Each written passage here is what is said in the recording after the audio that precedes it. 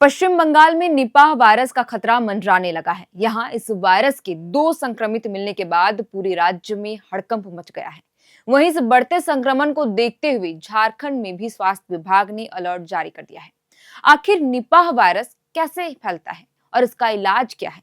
पश्चिम बंगाल में 2 मामलों के सामने आने के बाद अब तक राज्य सरकार और स्वास्थ्य विभाग ने क्या कदम उठाए हैं, जानेंगे सब कुछ आज की इस वीडियो स्टोरी में विस्तार से। मीडिया रिपोर्ट्स के अनुसार पश्चिम बंगाल में निपाह वायरस से 2 लोगों के संक्रमित होने की खबर अब तक सामने आई है। यहाँ बारासात के एक निजी अस्पताल में संक्रमितों को आइसोलेशन वार्ड में भर्ती कराया गया है। स्वास्थ्य विभाग के अनुसार इन दोनों पीड़ितों की उम्र 22 से 25 वर्ष के बीच बताई गई है और इनकी पहचान फिलहाल गुप्त रखा गया है।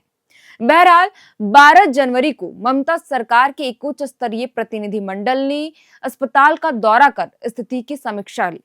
इस बीच स्वास्थ्य विभाग ने जनता की शंकाओं के समाधान के लिए 2 हेल्पलाइन नंबर 033233300180 और 9874708858 भी जारी की है, ताकि लोग किसी भी आपात स्थिति में जानकारी के लिए सीधा संपर्क कर सके।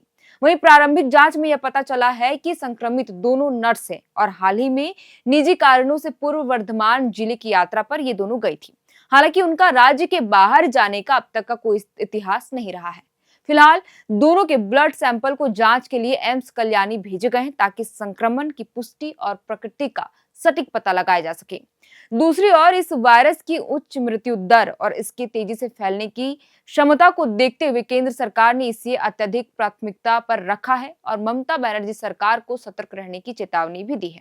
आपको यह भी बता दें कि इस बीमारी की मृत्यु दर काफी अधिक होती है, जो प्रकोप की स्थिति के अनुसार 40 से 75% तक हो सकती है। यही कारण है कि निपाह वायरस को अत्यंत गंभीर और घातक रोग माना जाता है।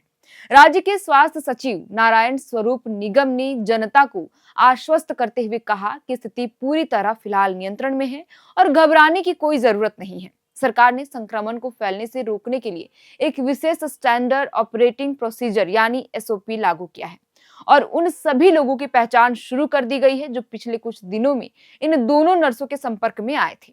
आपको बता दें कि वायरस के संभावित स्रोतों पर प्रकाश डालते हुए राज्य के मुख्य सचिव नंदिनी चक्रवर्ती ने स्पष्ट किया कि निपाह वायरस का मुख्य वाहक चमगादड़ है। उन्होंने आम नागरिकों को विशेष सलाह दी है कि वे ऐसी किसी भी फल या खाद्य पदार्थ का सेवन ना करें जो चमगादड़ों द्वारा जूठे किए गए हो या उनसे दूषित होने की संभावना हो। सरकार ने प्रभावित नर्सों के परिवारों के सदस्यों को भी चिकित्सक निगरानी में रखा है, ताकि सुरक्षा चक्र को मजबूत किया जा सके। सरकार ने प्रभावित नर्सों के परिवार के सदस्यों को भी चिकित्सा निगरानी में रखा है, ताकि सुरक्षा चक्र को मजबूत किया जा सके। स्वास्थ्य सचिव ने यह भी दावा किया कि राज्य के पास इस वायरस से निपटने के लिए पर्याप्त बुनियादी ढांचा फिलहाल मौजूद है और विशेष नोडल अस्पतालों को किसी भी आपात स्थिति के लिए तैयार रहने के लिए निर्देश भी दे दिए गए हैं।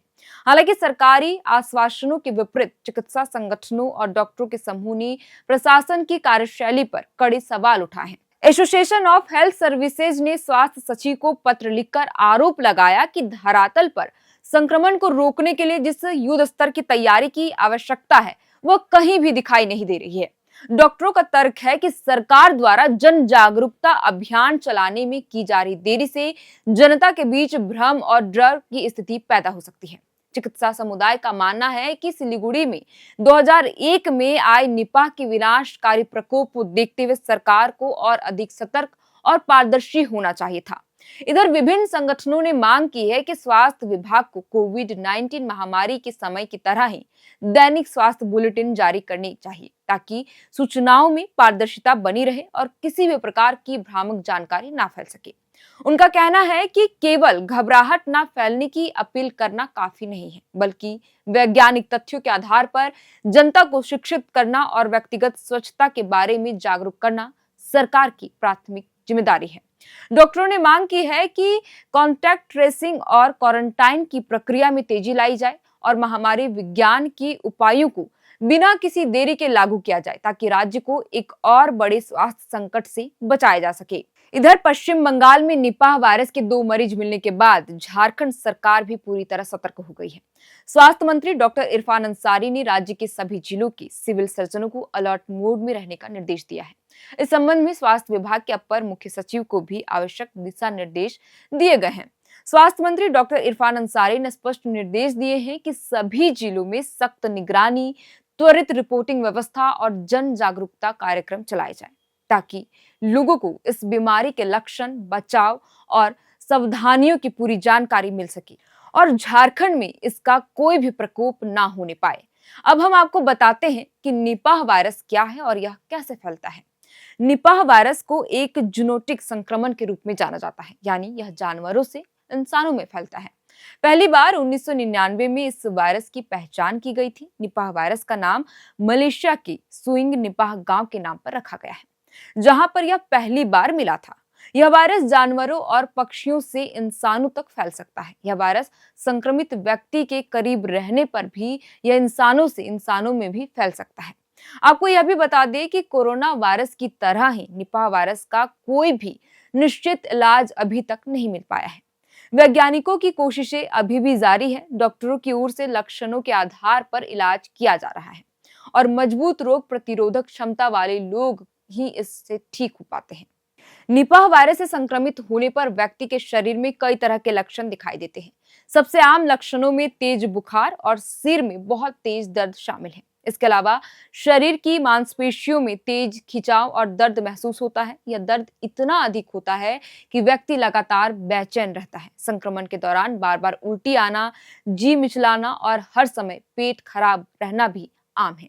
इन सब के साथ ही सांस लेने में तकलीफ होना और सीने में जकड़न महसूस होना भी इस वायरस के प्रमुख लक्षण हैं।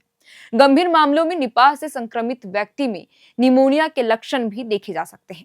निपाह वायरस के मामले सामने आने के बाद अब पश्चिम बंगाल सरकार और स्वास्थ्य विभाग पूरी तरह सतर्क है और संक्रमण को फैलने से रोकने के लिए लगातार कड़े कदम उठाए जा रहे हैं।